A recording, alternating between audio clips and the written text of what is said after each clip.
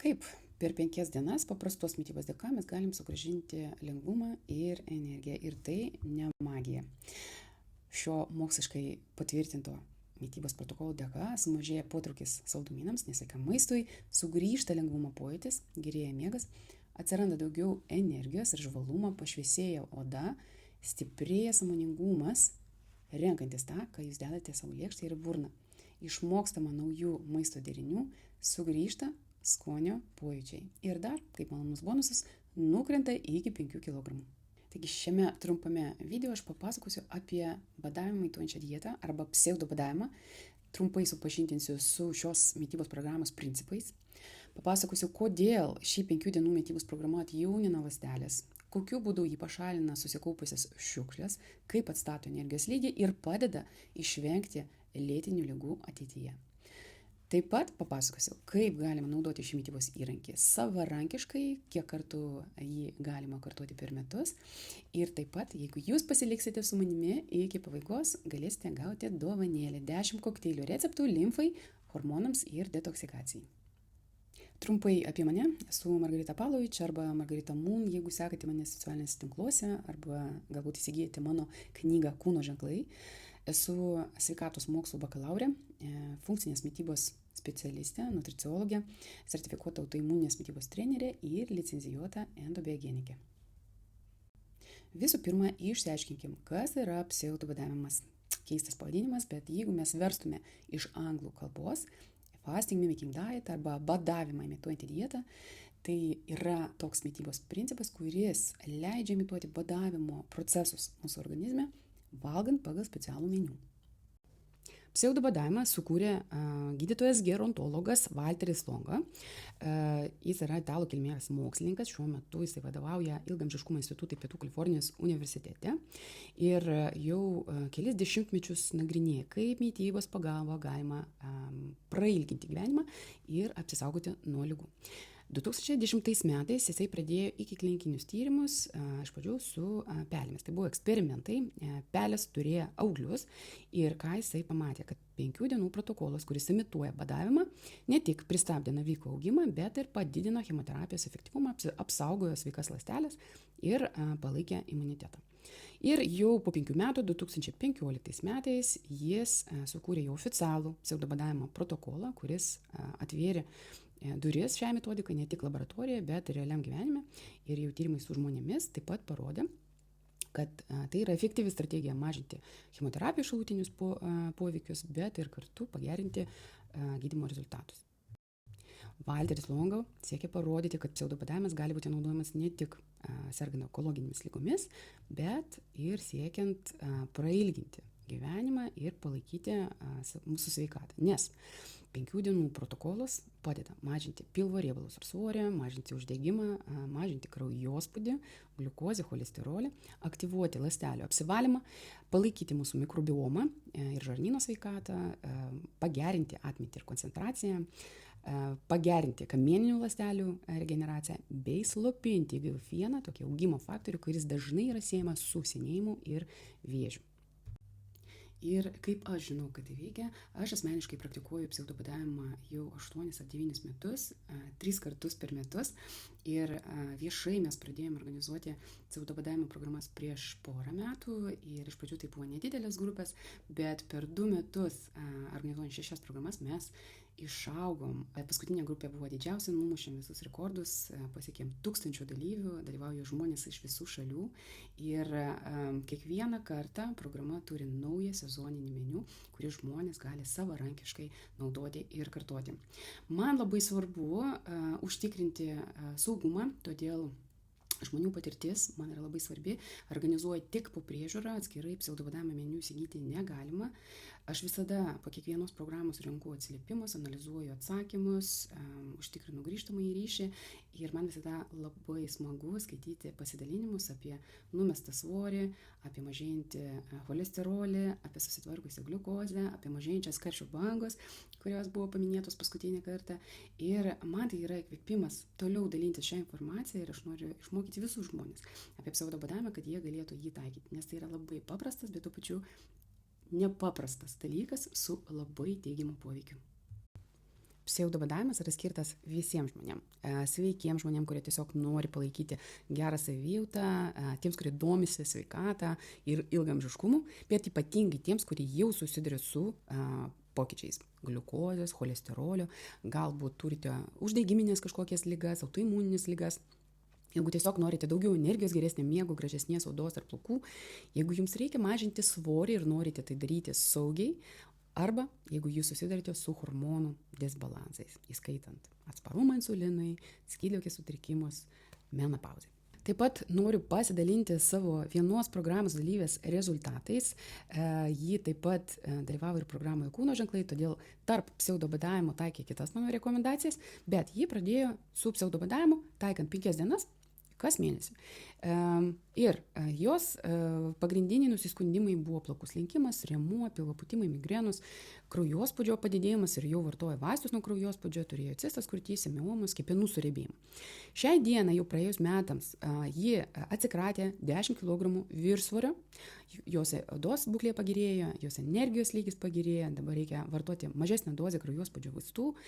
Kaip matote, tyrimuose, mes jau po 4 mėnesių pamatėm geresnius rezultatus, sumažėjo gliukozė, sumažėjo insulinas, tai reiškia sumažėjo atsparumas insulinui, sumažėjo kepenų apkrova, gražiau atrodo mūsų jau kepenų fermentas ALT ir visai neseniai parašė man žinutę, kad buvo echoskopijoje ir gastroenterologas pasakė, kad kepenų surėbėjimo nebeliko. Kepenų surėbėjimas dažniausiai yra siejamas su atsparumu insulinui ir metaboliniu sindromu. Kita pseudobadavimo dalyvė irgi pasidalino rezultatais, kartojo pseudobadavimą kelis kartus ir savarankiškai ir atsiuntė savo kraujo tyrimų rodiklius. Cholesterolis sumažėjo nuo 7,6 iki 4,6, mažėjantis trigliceridai rodo gerėjantį jautrumą insulinui ir žinoma, kaip jinai pati sakė, kad tai yra tik kelio pradžia, bet kai jūs turit žinių ir žinot, ką reikia daryti, tai įgalina pokyčiams. Ir aš visada pabrėžiu, kad pseudobadavimas nėra svorio metimo programa, tai yra ląstelių apsivalymo programa. Bet daugumai tai yra toks startas pokyčiams, kada jie gali pagaliau įtraukti tikrą, kokybišką maistą, daug skaidulų, sveikų riebalų, vėliau pridėti kokybiškus baltymus ir naudoti šitos receptus net po pseudobadavimo. Ir čia matote pasidalinimus, kad programos metu gali nukristi nuo 3 iki 5 kg, daugumą apie 1-2 kg sumažėjęs svoris, bet tai neesmė. Daugumai tai tampa naujų įpročių startu ir pasinaudojęs mano mitybos principais, moteris toliau sėkmingai meta svorį be jokių dietų. Ir paskutinės mūsų programos metu net 3 moteris pažymėjo, kad joms mažėjo karščio bangos. Net nevartojant jokių menopauzei skirtų papildų, fitoestrogenų, jautėsi pagerėjimas ir taip pseudobadavimas iš tiesų padeda balansuoti įvairius hormonus ir tai dar kartą patvirtina, kad mūsų mityba jiems turi didžiulę įtaką. Tai kaipgi vyksta tas ląstelių apsivalymas? Šį procesą iš tikrųjų galim palyginti su vaikų ar paauglių kambariais. Tai turbūt nėra pašvariausias kampelis jūsų name ar bute, jie ten valgo, miega, žaidžia, daro pamokas, ten verda jų gyvenimas ir žinoma viso to gyvenimo pasekoje susiformuoja šiukšlės. Tušti buteliai, trupiniai, seni drabužiai, kuriuos reikia skalbti. Tai arba jie turi savo kambarį sutvarkyti, arba mama ateina ir sutvarko. Tai ląstelėje vyksta tas pats. Ląstelėje kaip mažas toks ūkis, kiekviename kambaryje vyksta savo procesas, gaminama energija, sintetiniai baltymai ir to proceso pasiekoje susiformuoja šiukšlės. Ir ląstelė iš tiesų yra labai protinga. Joje yra procesas, kuris vadinasi autofagija, savęs fagija valgymas, kuris leidžia šių šiukšlių atsikratyti. Ir kai mes kalbame apie šiukšlės, kas tai yra? Tai gali būti pažeistas mitochondrijas, prastai sulankstyti baltymai, kažkokios ląstelių dalys, kurios yra pažeistos, tai gali būti virusų, bakterijų likučiai. Ir autofagijos metu aktyvuojami specialios organelės, kurios pas mus yra ląstelės viduje ir jos faktiškai kaip iš šiukšlių maišų surenka tas dalelės ir suvirškina. Ir tokiu būdu ląstelė atsiranda daug naujos vietos, naujoms struktūroms, tam, kad ta ląstelė galėtų savo funkcijos atlikti kokybiškai. Jeigu ląstelė gali atlikti funkcijas kokybiškai, reiškia, tas audinys ir organas gali kokybiškai atlikti savo funkcijas. Reiškia, ir mes galim sveikai gyventi. Mūsų tikslas pseudobadavimo metu yra sulėtinti metabolizmą. Ir galbūt kažkam iš jūsų dabar atrodys, kad čia yra blogai, nes visi yra pripratę, kad greitas metabolizmas yra gerai, kad reikia jį greitinti. Iš tiesų, greitas metabolizmas nėra palankus ilgamžiškumui, nes tai yra kaip greitas automobilis, kuris važiuoja 200 km/h be sustojimo. Perkaista variklis, greičiau susidėvi detalės, taip ir mūsų organizmas daug greičiau susidėvi, nes mūsų ląstelės labai greitai dalinasi. Iš vienos pusės tai yra gerai atsinaujinimui, bet jeigu mes neturim jokių pauzių, jeigu mes neturim galimybės mūsų ląstelėms atsinaujinti ir apsivalyti, tai priveda prie labai daug įvairių susirgymų. Tai yra ne tik pagreitėjęs senėjimas, tai yra ir uždegimas, ir aterosklerozė, ir diabetas, ir demencija. Todėl mums labai svarbu išmokti balansuoti mūsų medžiagų apykaitą. Taigi mes norim sumažinti greitį, bent 5 dienom įjungti tą servisą, kad mūsų ląstelės galėtų išsivalyti ir tam, kad mūsų organizmas galėtų mums tarnauti labai ilgai. Taigi, kas yra pseudobadavimas, kodėl apie jį kalba visas pasaulis, kodėl jį taiko biohakeriai, tai pagrindiniai šios dietos principai yra 100% augalinė mityba. Dėl ko? Dėl to, kad gyvulinis baltymas yra labai svarbus mūsų organizmui, jisai palaiko mūsų raumenų masę, visus kitus statybinius procesus, hormonus, fermentus. Tačiau buvo pastebėta, kad baltymų perteklius gali greitinti senėjimą, nes jisai iš tiesų aktyvuoja ląstelės augimą, o ląstelė negali ir augti, ir apsivalyti. Todėl 5 dienom mes pašalinam gyvulinį baltymą, įtraukiam nedidelį kiekį augalinių baltymų, labai nedidelį kiekį, ir ši dieta taip pat turi mažai kalorijų. Pirma diena būna apie 1000, toliau mes turime apie 700 kalorijų per dieną, ir tai yra sezoniška dieta. Vasarą visada stengiuosi sukurti meniu, kuriame yra daug salotų, mūsų lietuviškų šviežių daržovių. Žiemą jau norisi tokio komfortiško, šilto maisto, todėl kiekvieną kartą meniu paruošiamas naujai. Iš tiesų, pseudobadavimą labai lengva taikyti savarankiškai, kai jūs išmokstat jo principų, gaunate metių, toliau keliaujate ir darote tai patys. Ir rekomendacija yra, kad sveiki žmonės gali kartuoti pseudobadavimą 3 kartus per metus. Faktiškai mes dėl to ir darom pseudobadavimą 3 kartus su naujų sezoniniu meniu. Bet jeigu jūs turite sveikatos problemų, jeigu turite padidintą svorį, tai jūs galite kartuoti kas mėnesį, 3 mėnesius iš eilės. Iš tiesų, didžioji dalis klinikinių tyrimų ir rezultatų ir buvo paremti būtent tokių protokolų, 5 dienos kas mėnesį. Aš rekomenduoju visada bent 3 savaičių pertrauką išlaikyti. Bet aš turiu taip pat klientų, kurie taiko kas mėnesį ir taip pat pasiekia puikių rezultatų. Aš tiesiog, kaip minėjau, labai stebiu rezultatus, darau apklausas ir analizuoju atsakymus, ir man labai smagu matyti tai, kad beveik 60% pažymėjau, kad taiko pseudobadavimą savarankiškai. Reiškia, jie išmoko to įrankio ir moka tai integruoti į savo gyvenimą. Taip pat buvo atlikta pakankamai daug tyrimų nagrinėjant tos fasting mimicking diet, pasniką imituojančios dietos, jeigu mes taip verčiam į lietuvių kalbą, poveikį įvairiom ligom. Tai visada eina kaip papildoma priemonė. Tai pavyzdžiui, buvo pastebėta, kad taikant cikliškai, konkrečiai šitame tyrime buvo 3 mėnesiai po 5 dienas, buvo atrinkti kraujo rodikliai, kurie yra siejami su biologiniu amžiumi, ir buvo pastebėta, kad net po 3 mėnesių biologinis amžius sumažėja. Tai jeigu jūs taikote pseudobadavimą reguliariai, galim sakyti, kad jūs pristabdote senėjimo procesus. Dėl to, kad dieta nuo pat pradžių buvo sukurta būtent onkologiniams ligoniams kaip papildoma priemonė, tai iki šiol taikoma būtent vėžiu sergantiems pacientams. Jį nagrinėjama kaip potencialus papildomas prevencinis ir gydomasis įrankis demencijai ir Alzheimerio lygai. Ir jeigu turite autoimuninių ligų, tai irgi turėtumėt pagalvoti, kaip pseudobadavimas galėtų tapti jūsų gyvenimo dalimi. Kviečiu jūs jungtis prie naujos pseudobadavimo grupės. Jeigu jūs niekada nedalyvaujate pseudobadavime, tai yra puikiai proga susipažinti su pseudobadavimu ir išbandyti jį. Jeigu dalyvaujate anksčiau, tai yra puikiai proga gauti ir išbandyti naują meniu, naujus receptus, kuriuos galėsite taikyti savo gyvenime. Pati programa trunka tik 5 dienas, bet grupė bus atvira 10 dienų. Programoje jūs gaunate tikslų meniu ir produktų sąrašą. Jums nereikės sukti galvos, ką gaminti kiekvieną dieną. Jums reikės tiksliai vadovautis taisyklėmis ir gaminti tik pagal receptus. Taip pat visos programos metu aš pasakoju, kas vyksta jūsų organizme kasdien, bet tuo pačiu aš dalinuosi naudingą medžiagą apie tai, kaip išsaugoti sveikatą ir užtikrinti ilgamžiškumą.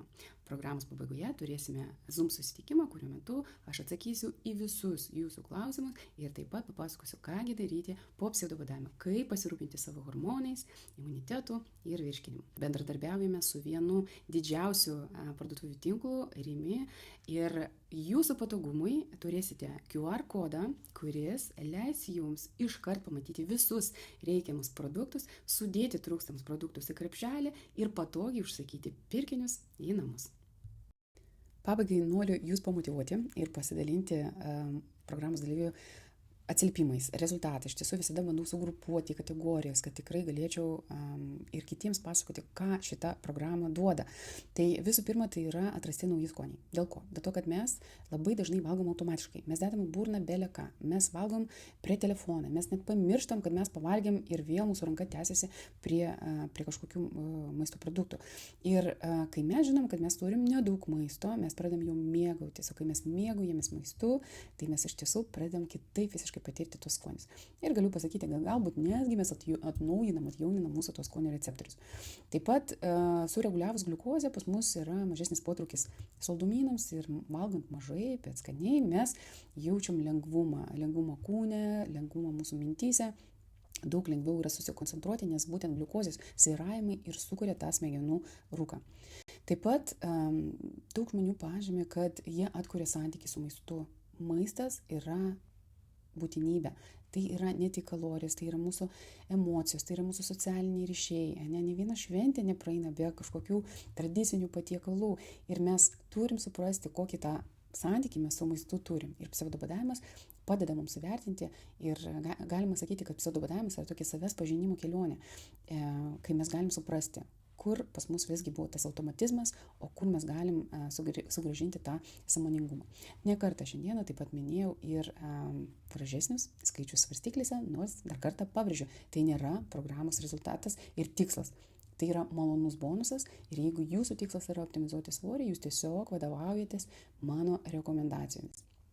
Taip pat daug moterų dalyvauja ir jeigu mes žiūrim mūsų demografiją, visada irgi pasižiūriu, kas dalyvauja, 98% yra moteris, 2% yra vyrai.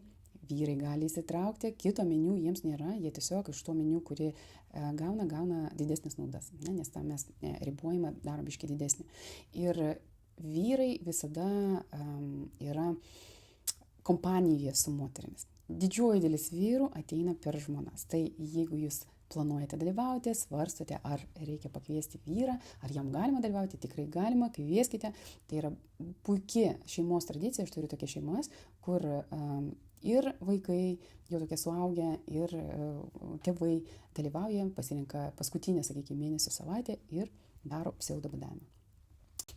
Ir taip pat, man buvo pačiai didelis atradimas, paskutinį kartą, šiandien irgi paminėjau, kad po pseudobadavimo, netaikant pseudobadavimo, net nereikėjo laukti 5 dienų, pagerėjo menopauzės simptomai, sumažėjo karščio bangos. Jeigu prieš tai aš mačiau teigiamą poveikį labiau insulinui, kortizoliui, skydliaukiai, tai šį kartą dar kartelį patvirtinau, kad tikrai ir lytiniams hormonams pseudobadavimas gali turėti teigiamą poveikį. Aš kviečiu visus jungtis į pseudobadavimą, jau dabar spauskite nuorodą apačioje arba galite apsilankyti mano puslapyje margaritamun.lt mitybos programa. Tai yra tik 49 eurai už meniu, kurį jūs galėsite taikyti visą gyvenimą savarankiškai. Ir esu dėkinga už tai, kad pabuvote su manimi iki galo, todėl tam, kad gauti dovanėlę 10 kokteilių receptų limfai, hormonams ir detoksikacijai, nueikite į mano profilį Instagram arba Facebook, galite nuskanuoti ekrane QR kodą ir parašykite vieną skaičių 10 ir aš atsiųsiu jums dovanėlę. Iki susitikimo programoje.